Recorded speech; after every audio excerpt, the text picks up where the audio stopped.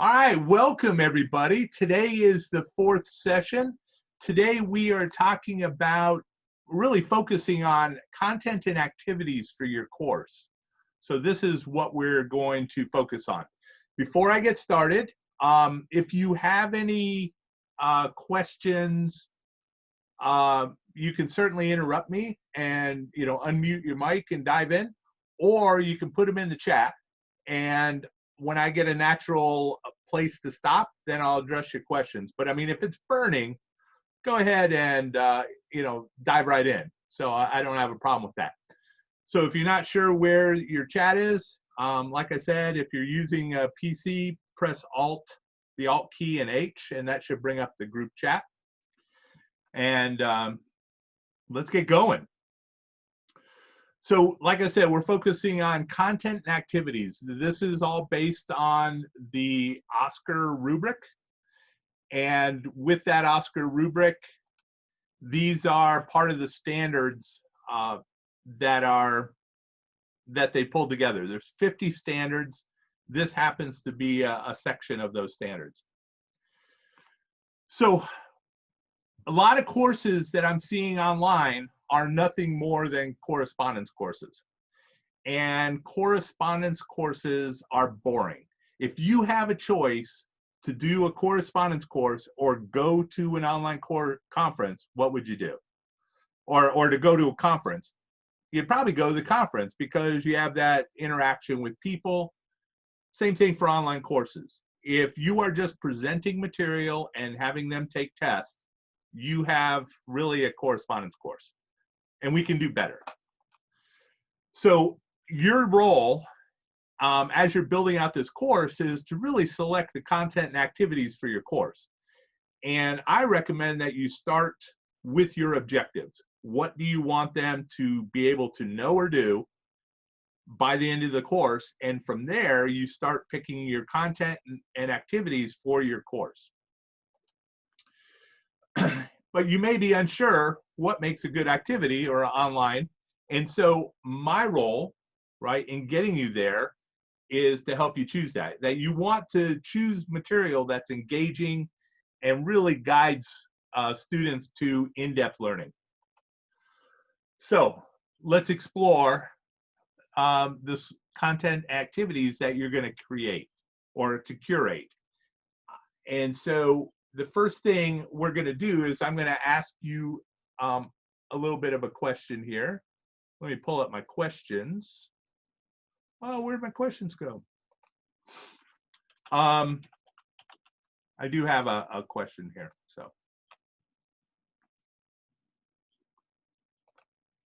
Give me a sec. It's my fault for getting away from my account here.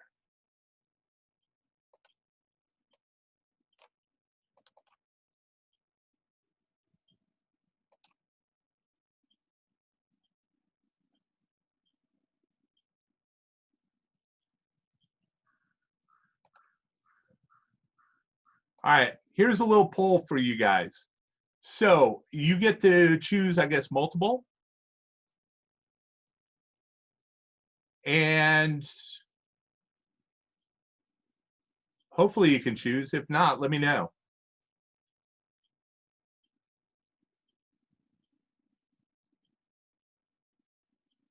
All right. You guys are able to choose. Cool. So we got 3 of 4, 3 of 4, 4 of 4. Right on. I'll give you a second or two more. And we're going to call it done, right? So here's where the results are, right? Number one thing that folks are including in their courses, which is pretty cool, right? It's a nice way to humanize your course, our discussions. Totally on board with that. A lot of folks doing videos, and then we hands-on assignments, external readings. Nobody doing blogs or wikis or gaming or other things. So, all right.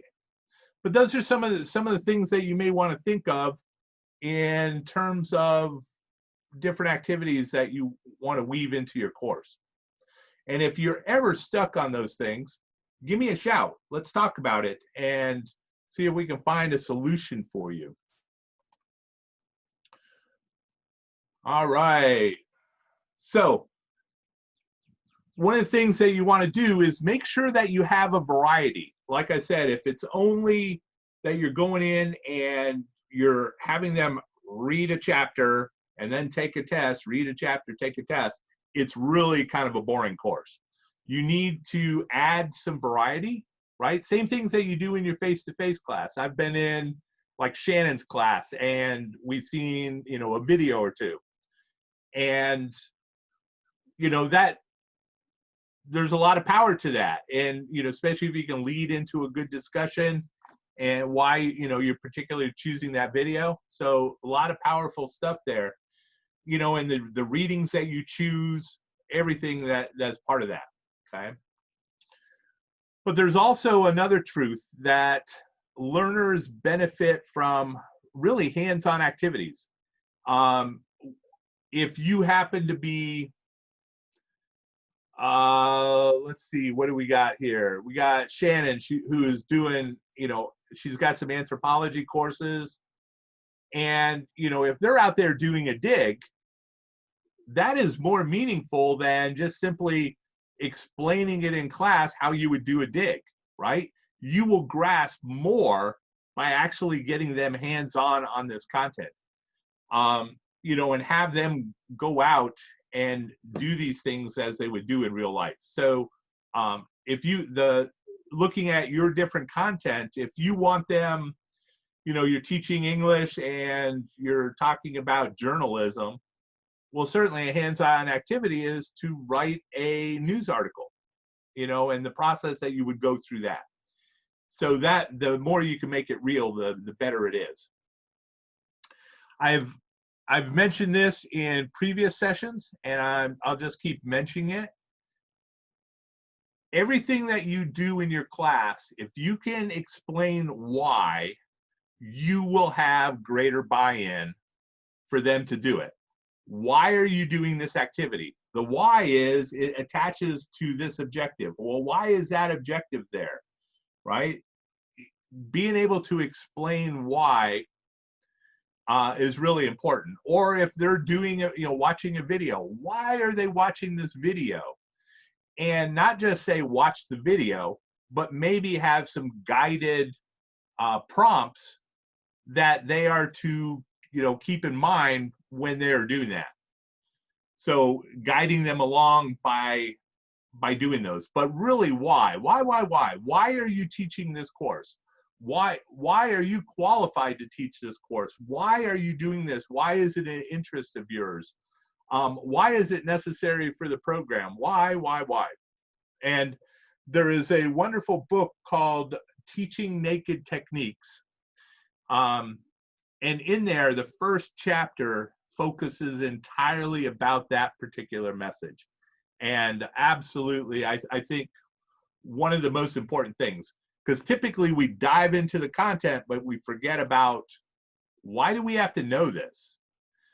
And once you satisfy that question, then you can get into the how and the what's.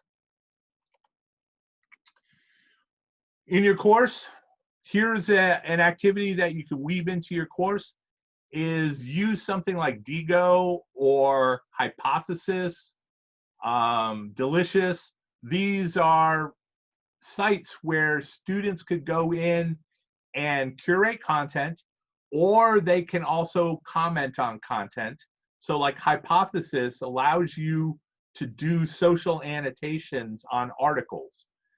So you can bring up an article, and in Hypothesis, you can list specific questions, and students would go in there and they can have a discussion around that particular article, through their web browser. Really powerful tool because it allows you to go in and, emphasize different parts of an article with your questions or your information. But Diigo, this, one of the activities, like the discussions that I do, I use this IRA format. But one of the parts of that IRA format is for them to go find resources, for them to learn to be self-directed learners, for them to be lifelong learners, going out and find something related to what you're talking about that particular module or week, and being able to share, which is nice as an instructor because I learn things on the way. So that your course includes stuff that is related to problem solving, critical thinking, and reflection. So let me ask this question.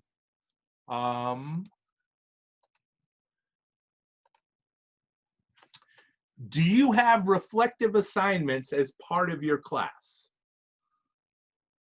Not only do they have to answer the, like the question or be able to demonstrate they know something, but do they talk about the process? Do they reflect on the process, and do they reflect on how it relates back to the objective? 3 out of 5, 3 out of 5, 3 out of 5. Do we have a 4 out of 5? 4 out of 5, looking for 4 out of 5. We got a 4 out of 5. 5 out of 5 would just make me thrilled.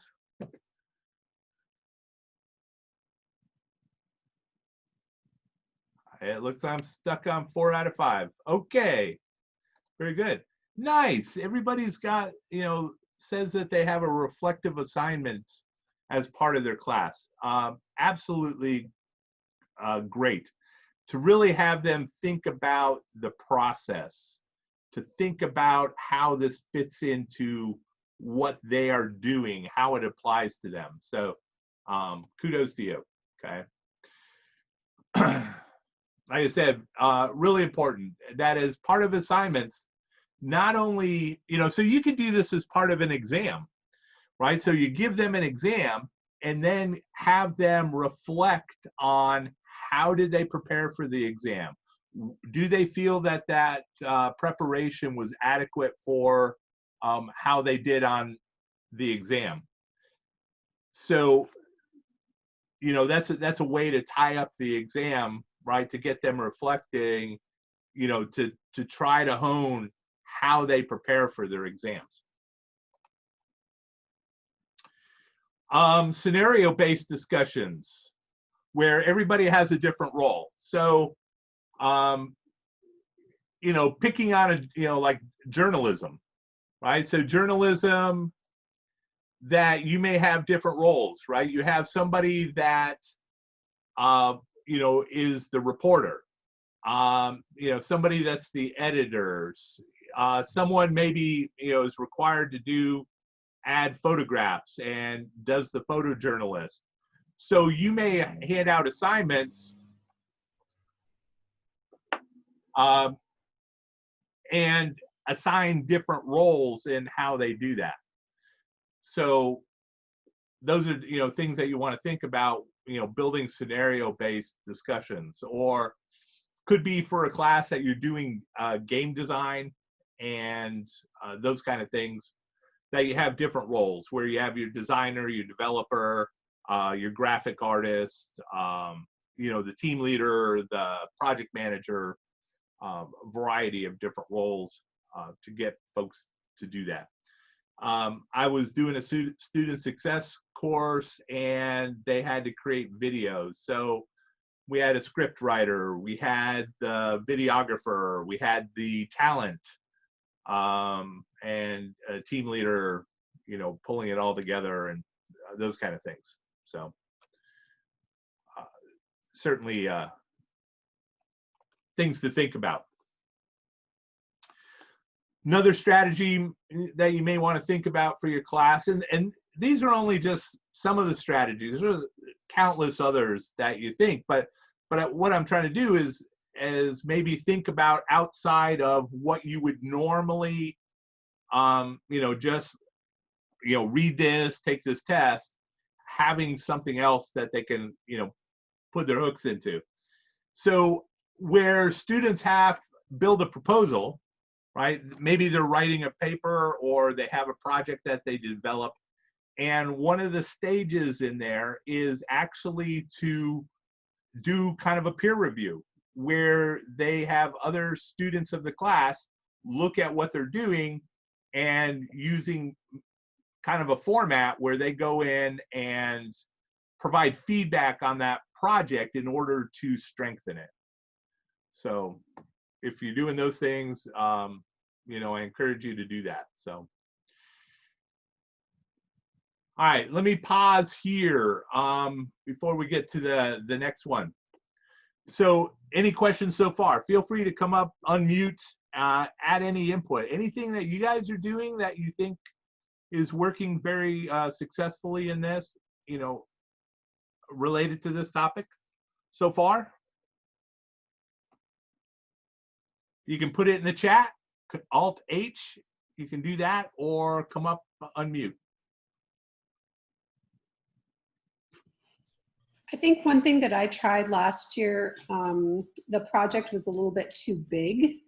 So what I need to do is scaffold the project a little bit, break it into pieces and have them, I often do peer reviews in my class, but what I'm thinking is I could have them comment on each section. It might be a little bit more workable for them, especially in this sort of freshman seminar course that we have at JCC now.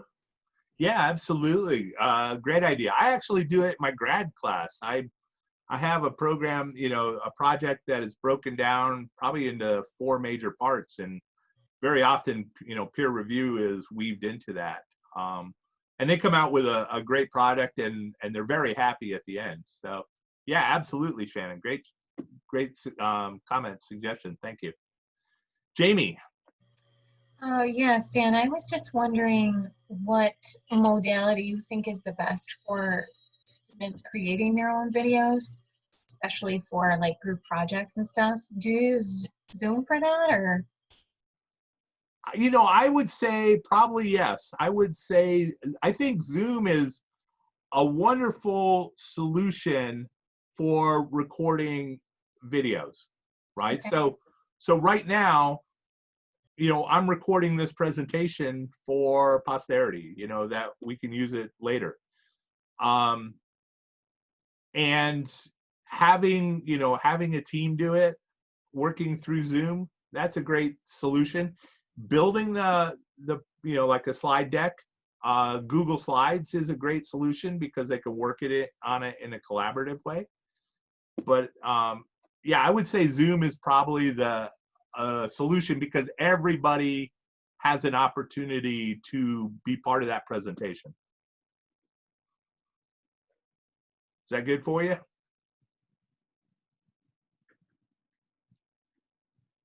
I'll take that as a yes. Okay. Yes, thank you. Cool. All right. Anybody else? Anybody have something that they're doing or they're thinking about?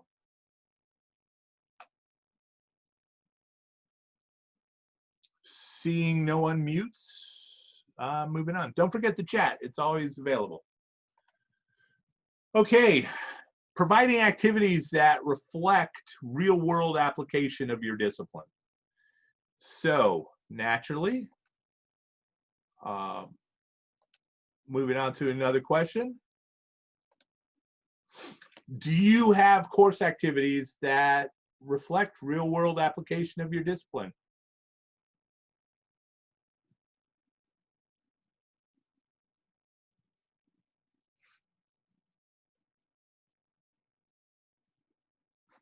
Five out of six, 5 out of 6, 5 out of 6.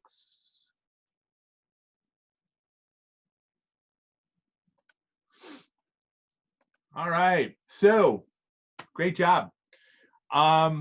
Everybody seems to have this dialed in, that they are trying to get students to go ahead and really apply what they are learning, and, you know, using these case studies and problem-based activities in order to move learning forward. So that is cool.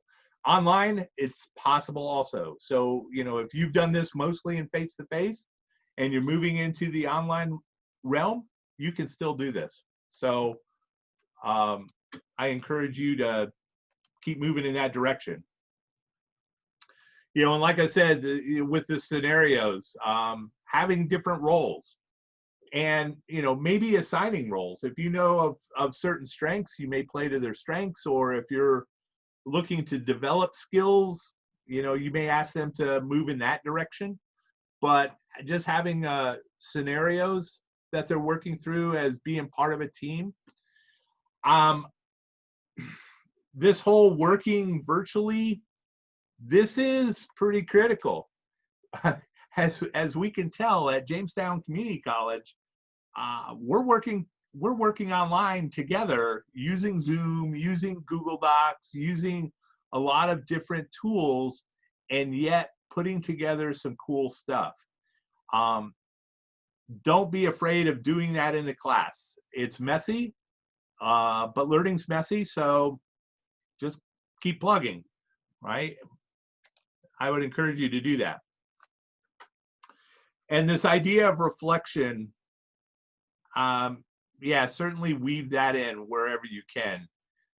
That you want, really thinking about the learning, how the learning takes place, and really getting that to stick.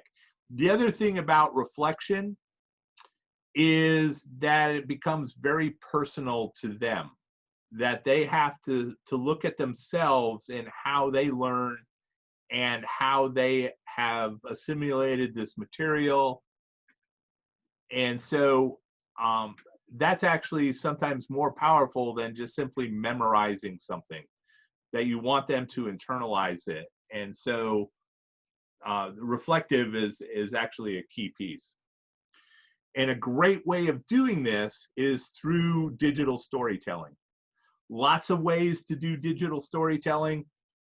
Certainly you can have written essays, but they can also go out and create videos, and they can create podcasts, where they do it, orally, or a combination. They may put together a presentation where they're building on the visual pieces. This really helps to humanize the course because you're tapping into them, and they're trying to show what they know through this idea of storytelling. But also, as research has panned out, that we remember stories, and simply to just push out data and bland content without putting it in the context of a story, a lot of folks don't remember that stuff. But picking on Shannon, if Shannon talks about one of her cool digs, going out and doing research in the Jamestown area and stuff that they're finding, and really ties it back to the story of the people who live there and what you learned, folks are going to remember that a lot more than the very sterile process of this is how it's done, and tying those two together. Open education resources. Of course, I have a question. Are you using OER content in your courses? Open education resources. Basically, it has a Creative Commons license. So the idea is, get away from a commercial textbook where you as an instructor, have more control of the content. You can make changes to it. Those kind of things. Open education resources. Cool. All right. 5 out of 6, 5 out of 6. Okay. I think that's where 6 out of 6. All right. 50-50 split. So far for open education resources at JCC, we have saved students about $350,000 since 2017, where they have not purchased a commercial textbook. And right now I'm working with the education department. We're redoing their entire program. So that is part of that. But good stuff. A lot of good stuff. I know sometimes it's hard finding the right material, but once you can latch onto it, I encourage you to do it. So open education resources is basically content that's in the public domain or has an open use license. And the license that we typically look for is from Creative Commons. And the idea of this is everything starts out with a copyright except for public domain. And the individual who owns that copyright has gone out and given you permission ahead of time to use the content based on the license. And a lot of licenses are, for example, give attribution. So you can use the content I create as long as you give me credit that I created it. And you can do what you want with it, to include selling it if you want to. And that is available. Other restrictions on license, maybe they say you can't sell it, or you have to leave it exactly as it is. But a lot of folks allow you to weave it in. This particular presentation, the imagery that I have is either purchased, that I've purchased, or is licensed. So this particular image is licensed under a CC BY share alike license. So that allows me to use imagery without running afoul of copyright. Speaking of copyright, when you are putting together your course, and we'll stop sharing results there, do you share something, right? So a chapter for a book, do you also have an annotation in your course saying what the copyright for that material is? Or do you just plug it in?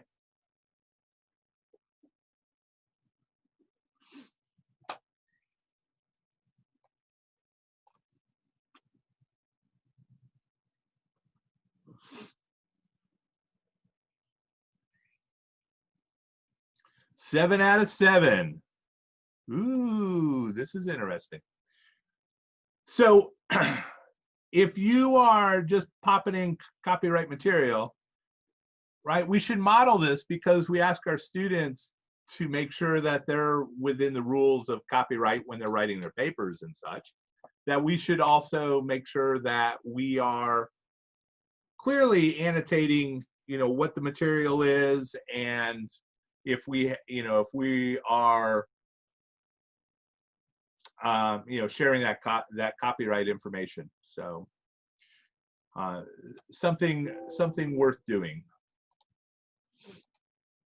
And if you're doing a course review with me, that's something that I look for. So if you are not sure about copyright, the librarians, they would be more than happy to talk to you about copyright licensing, whether you can use it. It's typically okay, if you use a chapter. Uh-oh, my internet's unstable. I got unstable internet. It's typically okay to pop a chapter in, and talk about that chapter. But if you use that chapter over and over and over again, you may be running foul of the copyright laws. So I would certainly talk to the library. They are the experts on that. Make sure that you're in compliance. But if you can find a Creative Commons license or even create your own material, I would encourage you to put a Creative Commons license. Thank you, Andrew. Yeah, I got that warning, internet unstable. At least it was just the internet. So I'm going with that warning, but thank you. Anyways, what I'm saying is that, for copyright material, make sure that you check with a librarian, right? If you're using the same chapter over and over and over again, you may be running afoul of copyright laws. Okay, so, but if possible, I would go out and look for content that has a Creative Commons license, or if you create material, I would encourage you to publicly share it and put a Creative Commons license on it, right? Contribute to the world. And, for your students, this is a great activity too. They could build, knowledge for the world, and I would encourage you to explore that. All right. Before I get into talking a little bit about your text content, Anybody have comments, thoughts, anything that you would like to share at this moment based on the last few slides?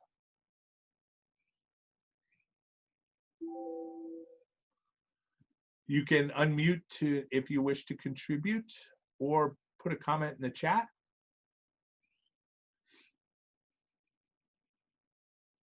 A quiet crowd. Quiet. Okay, I'm moving on.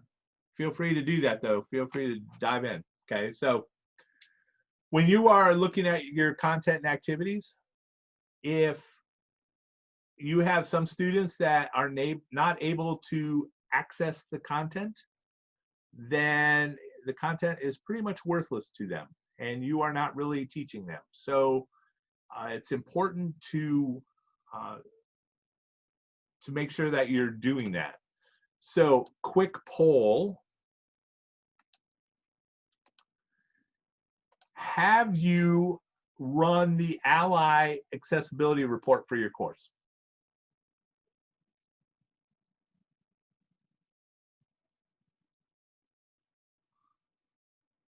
Seven to seven. Ending the poll, share results.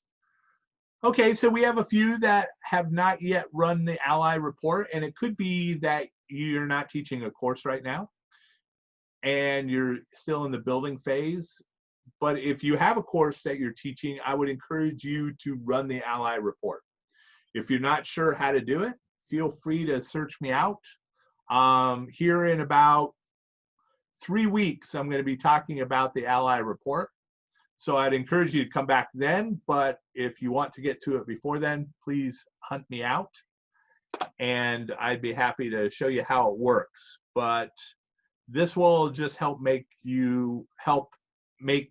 better content for your course, content that everybody in your course can access. And if that's happening, then there's really no excuses that they should be learning the good stuff, okay?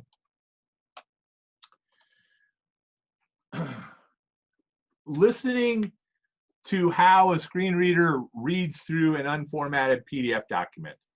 If you have not done this with your documents, I would encourage you to go find a screen reader like JAWS to do this. But let me show you why it's important to build good content. Hopefully you're going to be able to see this, and let me make sure we're doing audio. Well, we'll find out, okay? But if not, you're going to be able to see it. So I am going to show you just a quick video. Handout for class. This is the most important piece of failure that also will most likely result in information you will receive in physio failing. The class can class make sure you are ever part responsible for your lack of written fully understand it. Preparation formless.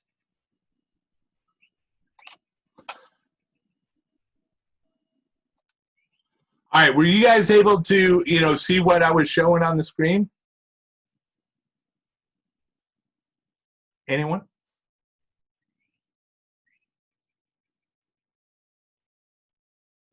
Did I lose you? All right, cool. Yeah, it was miserable. The fact that it was jumping from left to right, and they were really, all it was kind of like a column split in half, but because it wasn't formatted correctly, it wasn't reading back to the student correctly. And we create these type of documents, and it's really hard for students to be able to, to kind of see that content. That's why it's important. That's why, you're going to hear me harp on this all the time, because we want to create content that is great for our students, but if we don't create it right, we're actually hurting their learning opportunities. Yeah, I was a little Stephen Hawking's on crack, but you know that unfortunately, you know, screen readers have improved, but it was more the fact that it was reading left to right when it should be reading the left column first, moving over to the right column. Okay, and that's why it's important. So for your course, I would strongly encourage asking for an OSCQR review on your course. It's between me and you. It's pretty painless, but it will open your eyes to ways that you can improve your course. This first 6 of the series, first 6 presentations of the series, I'm focusing on those particular standards, and that's what I review as part of the class. So I'm telling you what the standards are and ways that you can improve your course. So one way is, and this happens to be an Ally accessibility report for my sandbox, you know, so my junk area. And this lets me know where I need to make improvements. HTML heading structure does not start at the right level. So I've got 5 pages that I need to fix, you know, so these are, you know, simple things that I can fix, images that don't have a description, contrast issues, things like that. So easy stuff to fix, but it's a matter of knowing about it and attending to it. Text content is easier for screen readers to process if it's in HTML format. We have a lot of PDF documents, lots of PDF documents that are included in courses that are not accessible, that students can't read them. And in some cases, even if you were not visually impaired, you couldn't read them. That they were just quickly thrown together. So if you can include content as HTML, or like a Google Doc or something like that, I would encourage you to do that. Alt tags, making sure that we are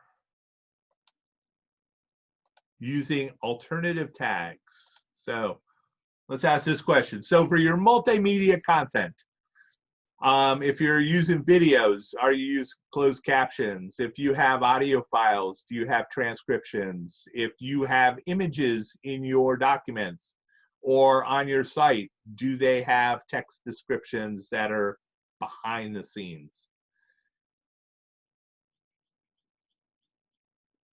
Okay. 3 out of 7, 4 out of 7.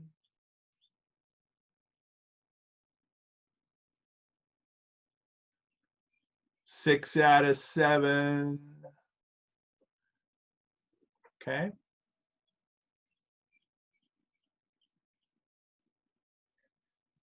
And 7 out of 7. Okay, so, a lot of folks that say no. So, a brave person. Could somebody, or all of you, why, for those that said no, why not?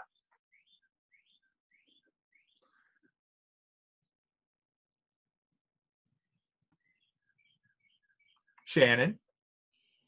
I sent a little chat saying I'm kind of a mixed bag because I do have closed captions on my videos, and I have corrected them also, not just relied on the automatic closed captions.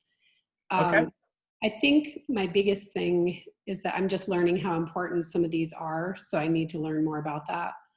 Right on. And the other thing for me is time. If I don't give myself time and haven't loaded, kind of loaded up everything ahead, if I'm still scrambling, Right. that's the stuff that tends to fall.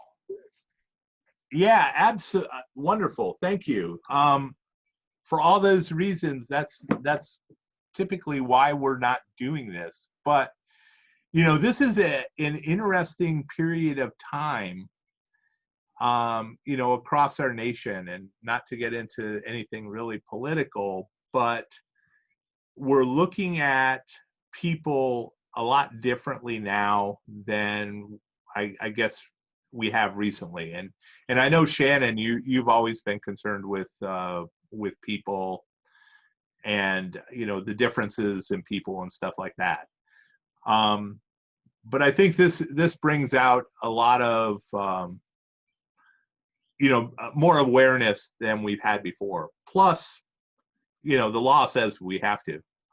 But past that, by making these changes, by making these things, we're not only helping the people who have a disability, but we're helping a lot of other people,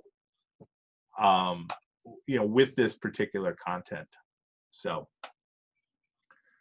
thank you. And I saw John, he said not applicable. He hasn't worked with online content yet. We'll emphasize the yet, but we'll do that. And T Piazza. Okay, very good. And you're right, it helps, you know, helps all the students. So for videos in your course, making sure that you have closed captionings for the listeners. Now, YouTube, when you post it up to YouTube, and I encourage you to post it to YouTube, it will get about 85% there. There's some cleanup that you have to do. I have created a blog post that walks through a process or a strategy for doing those cleanups.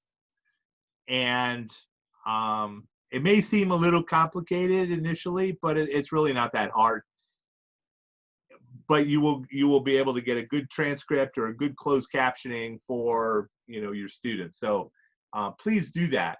And if you have, you know, if you find a video that is not, that doesn't have a good closed captioning, what you can do is you can just kind of build in, you know, add a transcript, you know, and add that as part of your course also. Now, another strategy that you may want to think about is you can use what's called a text-to-speech converter. So you can copy, you know, say a document that you have and convert this to an audio file. So now, in line with Universal Design for Learning, not only do you have a text-based document, but now you have an audio file. Why is that important? If you have, say, a student who is on the sports team and they're in the sports bus with their mask on, heading to a game, they could listen to your content. Or if somebody is commuting, they can listen to it like they would a podcast. And, you know, they could be studying while they're driving. So unless you want to have them read while you're driving, but I think the audio version is, you know, I recommend that. So, but that gives you, you know, two modalities that they can go through your content. The other thing, and Shannon noted this, that it is not just, you know, for the students that have a disability, but it could be useful for non-English language learners. We have a number of international students who come to JCC, and these type of tools help those particular students. I watch a lot of BBC shows, a lot of British programming. To be honest, they say that they're talking English. I'm not sure. So I turn on the transcriptions and, you know, put on the transcriptions while we're doing that. Okay. And so we're able to do that. And, you know, Shannon just noted that when she's doing these in live classes, that she also turns on the closed captioning. So very cool. Very cool. Thank you. And you do that for the Crown. Yeah, I can't follow sometimes. And my wife is from the Netherlands. So she asks all the time if we could turn on the closed captioning because, or the, you know, subtitles, because yeah, it's hard to follow sometimes. So there is a tool out there called Wave, a wave checker. So if you're linking to, you know, websites that you've created, run your page through a wave. So this is the TEI page, and I haven't done this in a long time, and I find out I'm in error that, you know, the banner at the very top, it does not have a description to it. So I need to go do that because I'm running afoul of you know what proper accessibility is. So I have some things that I need to go fix, you know, the contrast. So I may go update my style sheet because it's actually a gray as opposed to black. And a few things like that, which are, you know, once you know them, and they're not hard things to do, but it's, you know, important to be able to go do those. Being able to understand something with color. If you have instructions in your syllabus, for example, that says, you know, maybe you have a table and some of the cells are red and some are orange and some are green, and you're referencing the red cells and you're referencing the green cells, some folks in your class may not be able to tell what you're talking about because of being colorblind. So whenever you're using color, and I have unstable connection, hopefully my connection is stronger again, but anytime that you're using color, you need to make sure that there is another way to tell what it is. So in this image, I have a stop sign. So if it was only a colored sign and all the signs were the same, except for the wording, we probably couldn't tell what those signs were. But signs are made different shapes in order to identify, you know, different things that they want you to do. Stop sign is pretty international. They also have the word on it, so it's not reliant just on color. If you're using color to highlight something or make emphasis, in this case, I fail because there's not enough contrast for one example. And so this would not be very useful in a class, that some individuals may have a great difficulty in being able to see that. Or, you know, like I said, there's a lot of folks that are colorblind, right? 7 to 12% of men have a color deficiency. I see countless videos on the internet where they get those special Enchrome glasses, Enchroma, and now they're able to see color. And you know, those are wonderful examples of somebody that finally could see color, and you know, they don't realize what they're missing. But if you struggle with color, you may not be able to see that there's a word written on this page that says the word color. So if you are struggling with color, you may not even see that. And so that would not be very useful in a class that I would be teaching. And the fact that people, you know, we have a large percent that have low vision. My vision is falling off, right? At age 45, wheels are starting to fall off. I can't see anymore. And so I have low vision. And I've been in face-to-face classes where I have a hard time reading what's on a PowerPoint when I'm sitting at the front of the class, and it would be impossible to see it at the back of the class.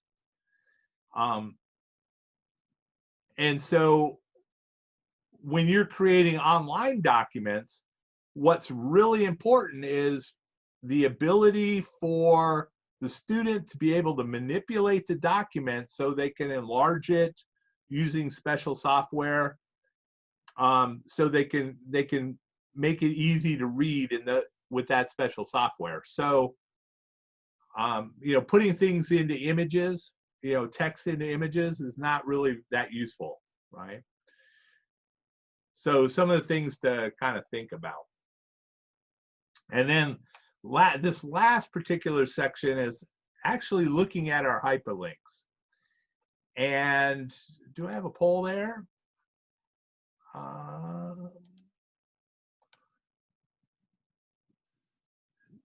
So are your links descriptive? And what I mean by that is if you have a link that says click here, it is not descriptive. So imagine a screen reader where you have a page that has all this great stuff, and at the end of it, you're going to put the link, and the link says click here. And then the next paragraph at the end of it says click here. And the next one says click here. And the next one says click here. And the next one says click here. For somebody going through a screen reader and going through the links, all they are going to hear is click here, click here, click here, click here, click here, click here. They don't know where they're going, and therefore they're not descriptive.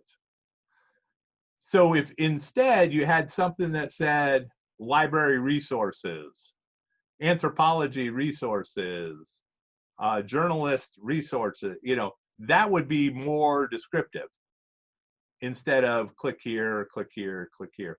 And also, if you're only just putting the hyperlink in there, screen readers, it comes off really crazy. So it's better if you create proper links. So with that said, the links in your courses, except for the NAs, are your links descriptive? 3 out of 7? Okay, so we have an area I think we can make some improvements, right? That we're not necessarily creating descriptive links, right? So if you're telling them to go access specific resources, use action words to describe what you want them to do. Download, download anthropology worksheet, right? That would be very, that would be certainly descriptive, and certainly weave it into your text on how to do that. With your course links, right, weaving them through, tying things together back to your learning objectives is certainly useful. And also, just making active language, telling them, guide them what you want them to do, with all those links, right, will make your course ever so much stronger. The first 2 words of your links are absolutely critical, right?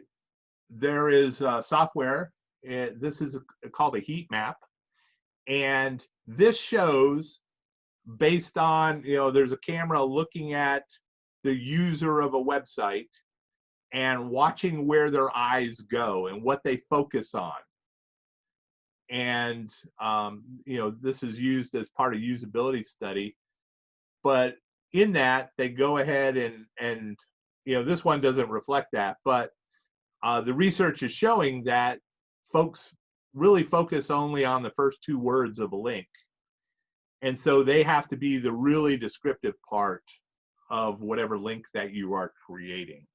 So, all right, really quick, does anybody have any thoughts, comments, anything that jumped out at you that you want to make note of in this format?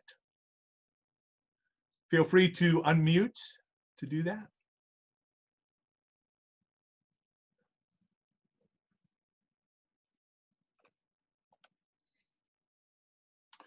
So while I'm waiting, as a recap, make sure that you have some variety in your course, that you're looking at all kinds of different content. So it's not just the same thing of read this, take this test, read this, take this test, because that will end up being a boring correspondence course. that you're aiming for high order thinking, right? Moving up Bloom's taxonomy, right? Trying to get into that creation, into that synthesis, and that definitely comprehension. Having them do reflection as part of their class, that you're talking back into the processes and things like that. Tying into real world activities as much as possible, that you want to try to focus on those kind of things. And any problem-based stuff. Whoops, a little quick. See if you can add OER content, right? Lots of good stuff about OER. And if you're not, making sure that you're identifying, what the copyright, and keep that in mind, that continuously to repeat, a chapter that you found may put you in violation of copyright if you don't have the necessary permissions with that. But the librarians can help you with that. Text content is preferred, especially HTML, so web-based content, things that you're creating directly in your Blackboard, and that you're making sure that, you have alt tags, things that can be read by screen readers. I would encourage you to look at your content. Make sure that you have like 2 paths through your content, text-based and multimedia, but the multimedia, has alt tags and closed captions and transcripts as applicable. Don't rely on color in your class.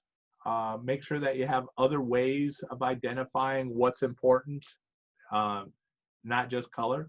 Because if you say, hey, refer to the stuff that's highlighted in red, and somebody can't see red, they have no idea. No idea. And make sure that you have descriptions that are just, or links that are very descriptive, that tell people how, what you want them to do with that link. And that'll help, once again, with the screen readers. And if you attend to this while you're building your course, it'll keep you from having to retrofit your course later. So that's good stuff. So any questions so far? And while we are looking at questions, I will share this link in the chat with additional reading for you that goes into what I've talked about today in much more detail. So questions, anybody?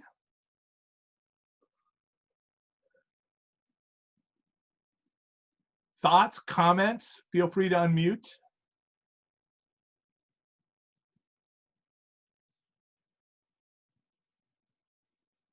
Stunned silence.